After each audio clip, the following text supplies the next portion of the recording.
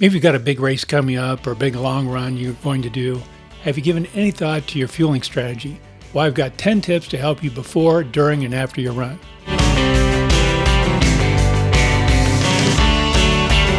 Welcome to the Ageless Runner. I'm Ralph. Thank you so much for being here today. So this video is more for people like me, if you're like me, who use carbohydrates to fuel their run.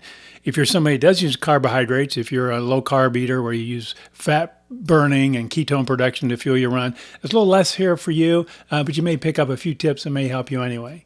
So tip number one is one you still come across. I was doing a trail marathon many years ago, and they had, as part of their events the night before, a big pasta meal. And tip number one is do not carb load. They were having a pasta meal. You can come in and carb load. If you eat a bunch of carbohydrates the day before, the evening before your race, they're going to lay on your stomach. They're going to cause you to bloat, and you're not going to sleep very well. So do not carb load. What we want to do is tip number two, and that is emphasize carbohydrates the day before, if not several days before. And by emphasizing, I mean try to eat a variety. Eat fruits and vegetables and grains. Have some with every meal. Eat them throughout the day. Don't overdo it, but just make sure you get some throughout the day. You're trying to get these carbohydrates in your body so your body can store the glycogen in your muscles you need for energy. So emphasize it at least a day, if not several days before your race. Now, tip number three is the morning of your run, have a breakfast, something that's a simple carbohydrate. By that, I mean like toast, bagel. You can put a little bit of peanut butter, a little bit of cream cheese on it. You don't want to eat too many fats because fats are hard to digest. You don't want your body working on digestion. And don't eat too much fiber. You know what fiber can do too. You don't want to spend your race morning in the porta pot. And I shoot for around 40 grams of carbohydrates in my morning meal. Again, I like bagels with a little bit of peanut butter on them. But get the simple carbohydrates, something easy to digest.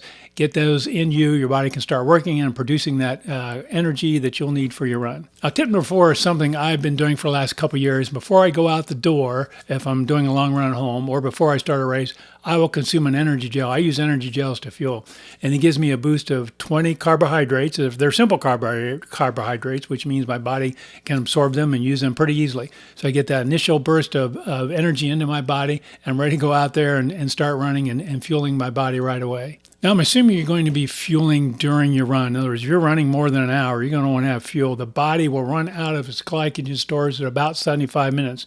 And you don't want to start fueling at 75 minutes because you're going to be running out of glycogen. You're going to be hitting the wall. So my strategy has always been to start fueling at about the 45-minute mark. So I'm at least a half an hour before a time where I might be running out of glycogen. So I'll start, and I use energy gels. You don't have to use energy gels, but I'll use energy gels and start at about the 45-minute mark. Now, tip number six is about how much to take and how often we want to take it when we're running. General guideline is shoot for 30 to 60 grams of carbohydrates per hour. And generally you want to mix that up in a couple of times throughout your run. Don't eat, something all at once. I use energy gels about every 30 minutes. I do an energy gel. It's about 20 grams of carbohydrates. So look for something that's, 20 to 25 grams of carbohydrates. Eat them every 20 to 30 minutes to get you in that 30 to 60 range. Whether you need to be closer to 30, closer to 60, depends on how hard you're running, what the weather's like, what you need to power your body, which you should learn that through your training, but spread it out. Don't do it all at once. Now, tip number 7 is to drink water when you eat fuel. And I'm not suggesting water for hydration. Obviously, you need to do that. But when you eat fuel, for example, if I eat this gel is hypertonic, which means the concentration of it is higher than my body. I need to dilute that so my body can absorb it and start all the biochemical process to convert it into energy for me. So I need to drink water with it. If I don't, not only does it inhibit absorption, but it could upset my stomach. So whether you use a gel or gummies or you eat some kind of food, drink water with it to help that digestion process. Now, tip number 8 is however you're going to fuel, whether you use gels or gummies or jelly sandwiches, practice it during your training run. Do not introduce anything new on race day. You're just asking for trouble. Practice it on your run. Make sure your stomach handles it. It does the right job for powering your run. So you should have done it several times. In all my long runs now, I only use gels, and I use gels when I race. So it works out very well for me. So tip number 9 deals with after your run's all done, and that is you need to eat carbohydrates and protein after your run. Now, research suggests that a ratio of carbohydrates to protein of 3-to-1 to 4-to-1 is best for recovery. Get the carbohydrates in there to replace the glycogen you've lost, and you really need that protein to start the muscle repair from all the muscles damage you've done from your run. So 3-to-1 to 4-to-1.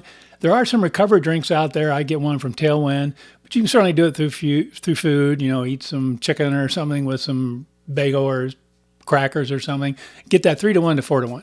The last item, number 10, has to do with what if your race is in the evening? I've got a race in the evening here coming up. Maybe it's supposed to rain now, so I don't know if I'll do it or not. But things are a little different. You really just want to push things out. So when you get up in the morning, instead of having a light meal, you ought to have a little heavier meal. You ought to have a full meal of, protein, fats, and carbohydrates. Eat a good breakfast. Get all that food in you to build that base. And then make your pre-race meal your midday meal. So your pre-race meal would be those simple carbohydrates, the half a bagel with a little bit of peanut butter or something like that. And then depending on when your race is, you may want another snack later on, a light snack a couple hours before your race. But so if you're running in the evening, you kind of just push things out a little bit, but start out a little heavy. Make your morning meal your heaviest meal. So really the key to proper fueling is a little bit of preparation. Start a day or two ahead of time.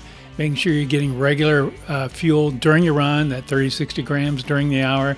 And then getting some carbs and protein after your run to help that recover and repair process. Hey, I hope you liked this video. If you did, please scroll down and hit the like icon. And if you're new here, boy, I'd love to have you stick around. Please consider subscribing. Thank you so much and happy running.